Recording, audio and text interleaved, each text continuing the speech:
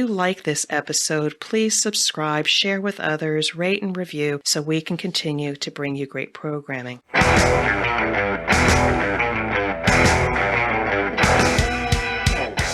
is The Thing About Cars, a podcast for car enthusiasts and the people who love them. Hello and welcome to The Thing About Cars. We have a full house around the table today. I see Dave. How are you, Dave? Apparently the least fired up member of the table. Let's go to the most fired up by person. I think that's Misty. Misty, how are you? I am, can't even talk. And if I do talk, it'll be in Dutch. Hello, Mom. Tim, What is it now? Tim has also seen the shenanigans. Tim, how are you doing? I'm doing great. And dag hoor. Yeah. Yes, excellent. And Ben? Well, if I'm fired up, bring some barbecue. That sounds good. Maybe we should do that for dinner. So, Ben, I think you've got our trivia question for today. Yes, I do. Take it away. And it has nothing to do with the topics we're going to get into here. Okay. All right. Of the currently existing Japanese auto manufacturers, which one made cars first? Was it Toyota, Mitsubishi, Nissan, or Mazda? Shall I read those again? Yeah, please. Yeah. Of the currently existing Japanese auto manufacturers, which made cars first? Was it Toyota? Was it Mitsubishi? Was it Nissan? Or was it Mazda? Okay. We'll answer that at the end of the show. Yep. You Yep. got an answer? All right. We'll answer that at the end of the show. On our last episode, we were wondering about something very specific, and we knew we had to bring Tim to the table to have this discussion. Dave, you want to introduce this one? Sure. So as listeners of the show know, Misty has a passion for Formula One racing that other people reserve for, say, Islam. And it's my personal, my passions of racing had always leaned more towards horse racing or a very slight interest in Le Mans. But since I've been on the show, I've tried to learn more so I could hold my own with Misty, and we've just given up on that bloody idea. But one of the things that has just mesmerized me is the nomenclature. The fact that there's Formula One, Formula Two, Formula Three, Formula Four. Intellectually made sense until I start reading about them. But then we overlay Formula E, Formula Regional, Formula BMW, Formula 3000, Formula Pi, Formula 42, Formula Star Trek, Formula Star Wars, Formula Wookiee. So I would like some insight on behalf of all the listeners who share my mesmerization or bewilderment into formula nomenclature and how the differences are determined. Right. And where does the Bollard fit into all this? Well, you mentioned before we started the show, the term anthropomorphized Bollard came up, and I believe I dated one of those in the late 1980s. Well, I mean, okay. A Bollard. This is terrible. I'm just ignoring that. A Bollard, it's basically just a post that prevents you from traffic from entering an area, and they use them a lot in Formula One to define track limits. Yep. So what's this guy? Oh dear. The thing that I want, I've got a terrible X-rated joke that I'll bring up later at some point, but it's just, But so, during this weekend, besides being the penultimate, F1 race was also F2, and huge congrats to Oscar Piastri for winning. Total shame he doesn't have an F1 seat for next year. Yeah. They just kept hitting this Bollard and it just kept getting knocked into the middle of the track. This poor Bollard was just laying in the middle of the track. All pathetic. I think even the F2 Twitter feed, was like, the poor Bollard got hit again. And we're all like, aw, poor Bollard. So it's true. The Bollard is not doing well. it was not doing well at all. So but there's a lot of track, a lot of terms that people are like, what are you talking about? What are you talking about? Hamilton had to replace his ICE this weekend. He had to replace his internal combustion engine. I don't know. I mean, tell me what you want to know, and I guess. Okay, so when you talk about all the different formula this, formula that, formula whatever, some of that comes down to whether or not it's a worldwide championship or a regional championship or a specific country only champion, like Formula One and Formula Two, those are worldwide traveling series. Formula E is also a worldwide traveling series. But then to feed into all these series, you also have the regional series like Formula 3. There's one for many of the European countries, and I believe an overall European Formula 3 championship. And then in Formula 4, it's again, I think here in the US, here in North America, we have a Formula 4 Americas series, since between Canada, the US, and Mexico, haven't been enough cars to do a championship for each country. So, and when you mentioned Formula 3000, that's one of the bad parts of all this alphanumeric and other conventions of naming the series. It used to be called Formula 2 back in the 70s, and then they wanted to distinguish it differently for some reason, so they started calling it Formula 3000 because they had 3-liter engines where Formula 1 had 3.5-liter engines. And then they thought that, well, okay, that doesn't relate well enough to Formula 1, so then we're going to call it GP2. And then they called it Formula 2 again because, well, that just makes sense, doesn't it? Is everything clear as mud now, Dave? Well, so this is the question, and probably naivete on my part. I assumed that there were differences, such as the displacement of the engine, that there were differences in the actual construct of the cars and powers of the engine, not that it was. So there are. Okay. Yes. So if you start at the top with Formula One, those are 1,000 horsepower power plant, a 1.6 liter V6 turbocharged engine with a hybrid system, making 800 and 200 horsepower respectively. So for a total of 1,000 horsepower. Then GP2, I think, is more like maybe 500 or 600 horsepower. Formula 3 is more like 300 to 400 horsepower, I think. And then on down the line. So generally, the lower the number, the higher the horsepower, the faster. The reason it's called formula is because the idea is that the cars are all built to a set formula. And I think, I could be wrong, it's been a while since I actually looked really hard at this, and it's just been the past year or two that I've really gotten back into F2 and F3. I think there's less wiggle room in F2 and F3 on like customization of the car, so it's a little more equal. Like within karting, like go-karting, which is the ultimate feeder for auto sports, especially in Europe, like all the karts are exactly the same. They're not allowed to do, and I think this is a big complaint with a lot of people in regards to F1 is the fact that, as usual, money wins a lot of times. That's why you see Haas struggling. That's why you see Williams struggling, and even Ferrari, because they just don't have the budget that, even with the budget cap that's been introduced, they just don't have the budget that Mercedes and Red Bull have. Right. And yeah, we'll see how the budget cap goes going forward, because now coming next season, there'll be cars that were designed and constructed under the full budget cap, where in previous seasons, everyone could have spent as much money as they could possibly bring in for all the research and development and making unobtainium materials. And a lot of the budget goes into buying computer time. So how many teraflops of data they were allowed to compute over a particular season. And I think, and they also, I think that was it last season that they cut down some of the top teams' time in the wind tunnel. Right. Yes. That's a huge part of it, because aerodynamics, and every track is different. You hear people say, oh, this is a Mercedes track, or this is a Red Bull track, or this is a Ferrari track. It's because of the way that the cars themselves, like some tracks require more downforce, some tracks require more speed. Is it safe to say that the formula system is trying to drive a balance of fairness, or let's just say a balance between driving skill and automotive engineering? In the lower formula, a lot of the times they're identical cars. So where everyone is basically given the same power plant and chassis and set of aerodynamic pieces to work with. And the only things that they can really change out are your suspension settings, your shock absorber settings, tire pressures, so that to a certain extent it's the driver coming to the fore, but also the engineering prowess of setting the car up, making all the correct give and take, like Misty said. Some tracks require more downforce, some require a higher top end speed, so it's customizing the car to suit the characteristics of every track.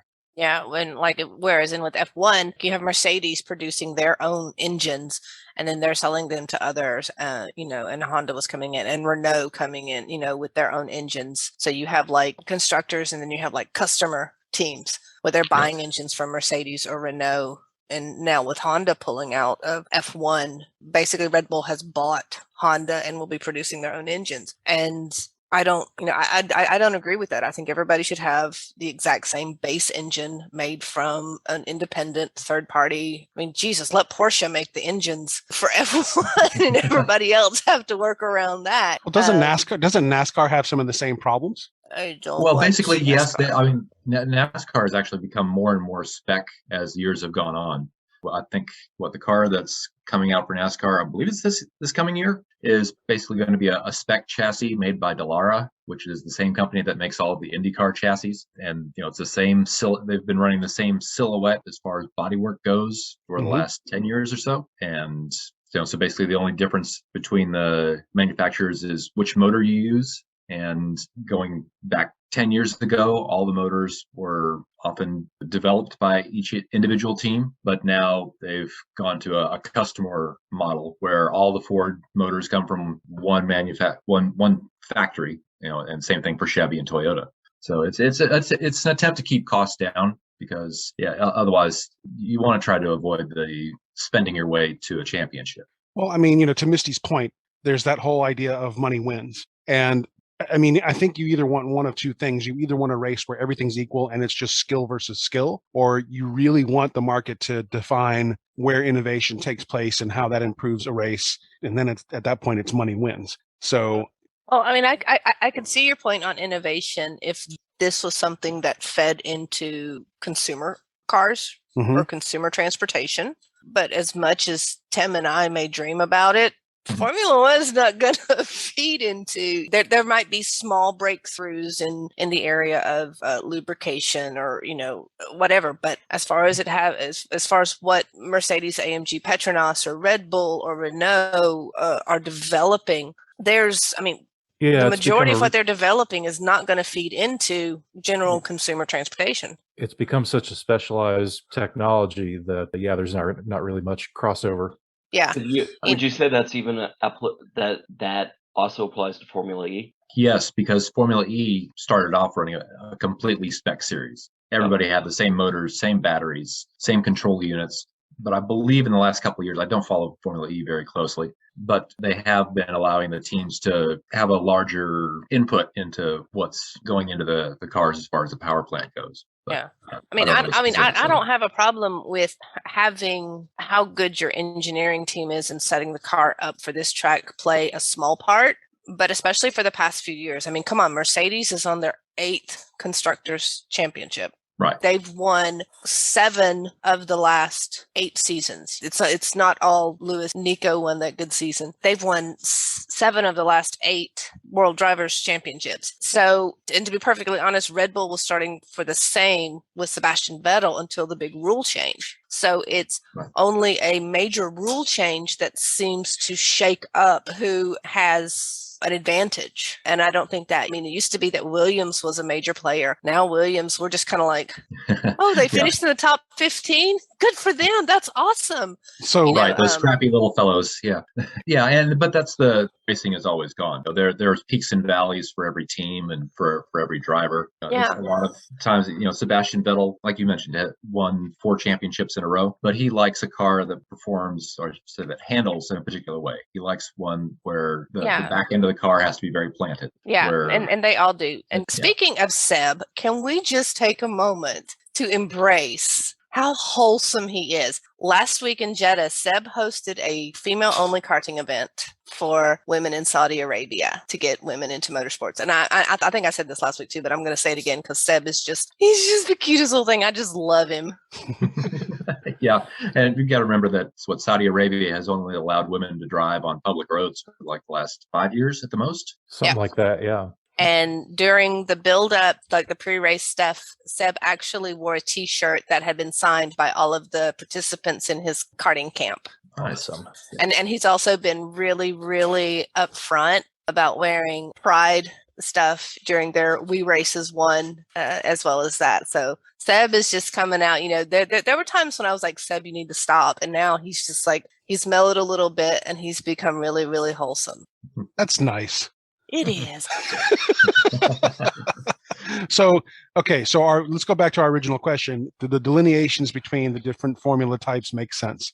Yeah, I think they do. Yeah. Yeah, because it's a step up. I mean, it's like, you don't start out when you're 15 with your learner's permit in a McLaren F1. You need to Right. drive that 1978 Toyota Corolla with the 1250cc engine, Right. which is smaller than your stepdad's motorcycle engine. Not that I'm speaking from personal experience. And to get used to that pressure, it's kind of like, you remember when you went from elementary school where you were in the same room with the same teacher all day long for all 5 to 6 subjects? Yes. And then suddenly you were thrown into middle school and you had to figure out how to juggle different teachers and different expectations and all those new hormones. Yes. Yeah. And that's exactly what the system is meant to do, because the pressure for a Formula One driver is absolutely incredibly insane. People think, oh, you're just driving a car for 58 laps. I've seen some of these guys, especially when it's like the more Middle Eastern, or the warmer races, and they lose kilos just from sweating. And those cars are pulling an amazing amount of G's, especially when you're rear-ended by somebody who's not paying attention. I'm not naming any names, Lewis Hamilton, thank you. But I think it's also a chance for these young men, and hopefully very soon young women, to decide, is this the life I want to lead? Yeah. Go ahead. And you mentioned hopefully soon women. One formula that we didn't mention was Formula W, which has run this past year and was also back in 2019, which is a series with the cars equivalent to Formula 3 that have been running along with Formula 1 series, meaning that they race on the same weekends. That has been all female drivers and all chosen from pretty much the top female drivers that every country has had to offer, trying to showcase their talents to make them show up, I guess, more as a viable option for other series to pick them up. Right. Right. My preference, of course, is integrated racing, but okay, I'll take it. Right. That's what I think. That's one of the great things about racing, is that it's one of the few sports that men and female can compete on an equal basis. Yep. All right, so let's wrap that particular topic. And if there are any other questions, let's ask our listener to write to us and say, but wait, you forgot this, or whatever. So-and-so was wrong about that. Did you say let's ask our listener? Yes. People might have listening parties for this.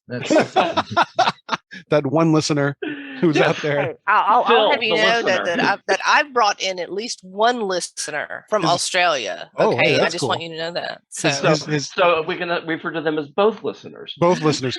One is named Phil, and the other one's named what? I have no idea what his name is. Claudia and Phil. Yeah, I have no idea what this person's name is. I just talked to him on a Discord channel, so I don't know what their real name is.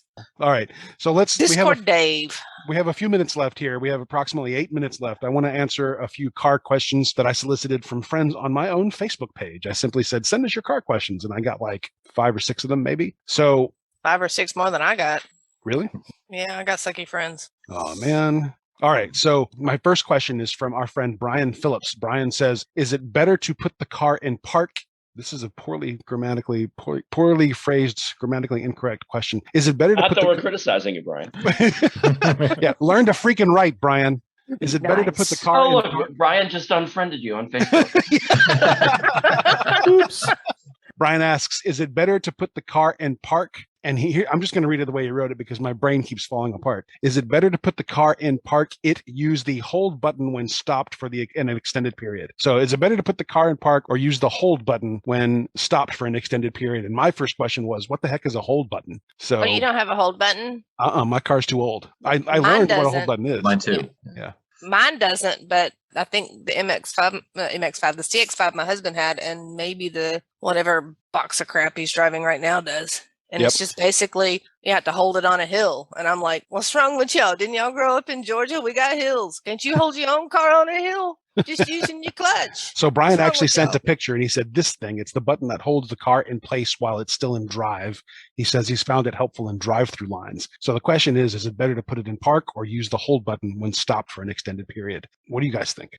Depends too on the definition of extended period, but my personal opinion, you put it in neutral, lift off the clutch and hold it with your brakes. And if you can't do that, then why are you driving? I'll tell you what, though, if it has a hold button, I'll bet you it doesn't have a clutch. Yeah, that's right. Yeah, that's true. Modern cars. Yeah, I don't know. I'd have to ask my husband because the whatever box of crap he's driving right now is actually a 6-speed. Well, this may differ between Europe and North America, though. Good I mean, point. over here, everything's got an automatic now. Yeah, well, Actually, over here in Europe, you can get a driver's license that only allows you to drive automatics. Mm-hmm. That'd be Because handy. apparently we're still sane. Yeah. Like I said, Agreed. I mean, a hold button for drive-through? Seriously? What are you driving through? The Mount Everest donut shop? Well, I see his point, though, because if you're in a vehicle with an automatic and you're just putting your foot on the brake, I've seen cases where people kind of forget and lift their foot eventually. So it's not a bad idea. If you could just use your finger to start and stop and creep up through the line, I mean, that's easy. That's what she said. Hey. Right, exactly. And she I knows. did not take us there. Okay. Right. I mean, I would think that any automaker who puts that function onto the vehicle, it shouldn't have any detrimental effects, I would think. One thing to consider might be is, I really don't know the inner workings of how the hold button actually works. But say, for instance, you're in a regular automatic transmission vehicle, you're sitting at a stoplight, and you're trying to get the best possible fuel economy that you can. You should drop it out of drive into neutral or park, because then it actually is a little bit less draw on the engine's power at that point. But Well, and I mean, it's just one of those, I don't know if this thing is a matter of convenience or an actual technological improvement on anything, because I do the same thing. If I'm in a drive-through, I'll put the car in neutral and I'll just pull up on the parking brake if I know I'm going to be there for, like, say, less than 3 or 4 minutes. And I don't know how the hold button works either, but if I were to assume that all it does is activate the brakes, then from a safety standpoint, I'd prefer that, because when you're in park, the only thing that holds your car from moving is a little tiny piece of metal. Yeah, but Whereas, that works all the time. I mean, that works at night if you park on a hill. You're depending upon that parking pole, as it's called, to Yeah. keep your car where it's supposed to stay. yeah, but if your engine is running and there's other traffic around you, I'd rather be stopped by my brakes. Yeah. Yeah. I mean, I and could go off on a whole rant on, can we stop making driving easier? I mean, I'd have a complete and utter dislike is too small of a word for this point and drive crap. If you're going to drive, you need to be able to drive. It's a skill, and I don't want everybody and their brother who managed to win a driver's license off the back of a bloody frickin' Dell box to be out on the road. Well, to play Just on for- that, I would, instead of not making driving easier, I would make the training better, make the Thank you. standards for licensing a lot better. You know, a highly skilled driver sees everything in the car as a tool to control the vehicle. There was an airline pilot who commented on this in an article about Tesla Autopilot, saying, no, I would never use the car's quote unquote autopilot to take over. To me, it's just another tool to get where I'm going. I'm still in charge. Yeah. That's how Right. I see all the technologies coming into cars now. So we've got a few more minutes. Let's move to the next question. I hope we answered your question, Brian. And if we didn't, I'm sorry. That just means we have to drive your car and check out the hold button. And our friend Adam Hart asks a question. Adam asks, are computerized engines necessary to achieve their benefits, or has the auto industry just been using computers as a way around better engineering? Which I think is a really good question. no, You, you Adam. have to have computers to You have control to have- an engine. You Yes. do? Yes, yeah, because due to emissions controls and the CAFE standards, your corporate average fuel economy, Mhm. where vehicles have to, across an entire manufacturer's offering, have to make a certain miles per gallon, Mhm. you have to have fuel injection. There's no way Yeah. to have a carburetor get all this done. And in order to have fuel injection, in the old days, 60s, early 70s, there were mechanical fuel injection systems that were unreliable and didn't have all the benefits that electronic fuel injection does. So yes, you have to have it. I'm going to actually go also, I'm going to object to Adam's philosophy, the philosophy behind the question, because it assumes that engineering and computer integration are exclusive, or that somehow computer integration is a cheat.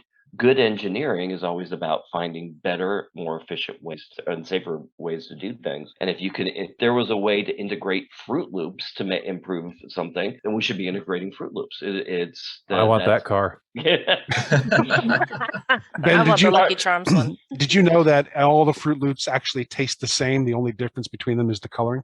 Yeah. Okay. My husband says that about scampias, and I fully disagree with him. The green ones taste better.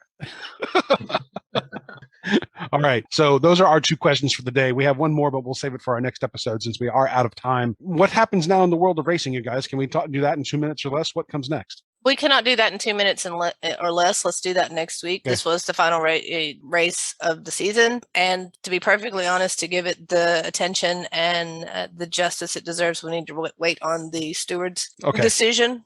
Right. And they just adjourned, and they're not going to pick it back up for another 30 minutes. I'm over here like frantically, Right, F5ing. Yeah. So let's ask. Soda Wolf owes me like 5 keyboards by now. Let's ask Phil, the listener, to actually send us some questions or comments and get us ready for what comes next in the world of racing. Well, The problem with that let me is just Phil add. is- Hold on. What'd you say, Dave? I was going to say the problem with that is Phil is only an anthropomorphic Bollard. Can we change our logo to, can we have like thingies, a bollard as our mascot now, please? We're going to produce a for thing the of rest of the auto racing fans out there, the racing is only done in the Northern Hemisphere until February for the 24 Hours of Daytona. If you're like racing in general, there's still series in Australia. Their V8 Supercar series is fun to watch. You can catch it on TV. Okay. Yep. Very And cool. let's not forget, this has been there's not just Formula One. You've got Porsche Super Cup. There's so many. You've got the MX5 series. I mean, there's so many cars out there. You'll always find something that tickles your fancy. Yeah. And please, by all means, Phil the Bollard and whoever else is listening, please introduce us to the new thing in the world of racing that really turns your crank. We want to learn about it and learn more about the culture, and always looking for that kind of input. So please drop us a line via our website or via our Facebook page. And if you have a moment, please rate us on Apple Podcasts or Google Podcasts or wherever else you find the show. Dave gave me a timeout symbol. What's up? You have a trivia question to answer. Oh my God. How could I forget that? 5-second penalty. 5 seconds. Drive-through penalty. Dave, sorry, Dave. Ben, take it away. All right. So our question is, of the currently existing Japanese auto manufacturers, which one made cars first? Was it Toyota, Mitsubishi, Nissan, or Mazda? And specifically a car, meaning 4 wheels and a motor, right? Yeah, let's read it that way. Sure. Sure. Okay. Who goes first, Ben? Oh, I don't know. Since everybody's pretty quiet, I'm guessing they're all scratching their heads. And Yeah. Answer. Yeah. I believe it's Mitsubishi. Tim says Mitsubishi. Misty, what do you think? Nissan. You say Nissan? Yeah, I say Nissan. Dave, what do you think? For the hell of it, I'll go Toyota. And just to round it out, I'll go Honda. So what's right? Well, Honda wasn't even in the choices. So, He's a Honda fanboy at heart. I don't blame them. Always Yeah, Honda. they make pretty decent stuff. But no, the answer is Nissan. Yeah. Way to go, Misty. Yeah. Originally Only because founded. Go ahead, ahead. Misty. I was gonna say only because they were originally like Datsun. No, they're Oh, originally but- Prince. I They think. go back farther than Datsun. Yeah, they were originally founded in 1911 as Kaishinsha Motor Car Works, which in Japanese worked out to something like Kaishinsha Jidosha Kojo, which also translates as a good company automobile manufacturer. The company introduced its first car in 1914, changed names several times before becoming Nissan Motor Company Limited in 1934. And the name Nissan is basically an abbreviation of the Tokyo Stock Exchange symbol. Or NISIN was short for Nihon Sangyo, which means Japan Industries. And this is all a slight oversimplification of all the mergers and acquisitions along the way, but it's close enough for our purposes. The name most used, or the name used the most before actually branding themselves as Nissan, was DAT, which was an acronym of the initials of the surnames of the company's 3 investors. And DAT led to the name Datsun, which I believe literally meant something like son of Dot. And they introduced that name in 1931 on one model. And just to tell you where all those other companies in our choices rank in this, Toyota started making automatic looms in the 1920s and then introduced their first car in 1933. Mitsubishi is a holding company that dates all the way back into the 19th century, but their first car bearing the name was built in 1917, but it was hand-built and expensive and a commercial failure, and they then didn't really get off the ground as an automaker until after World War II.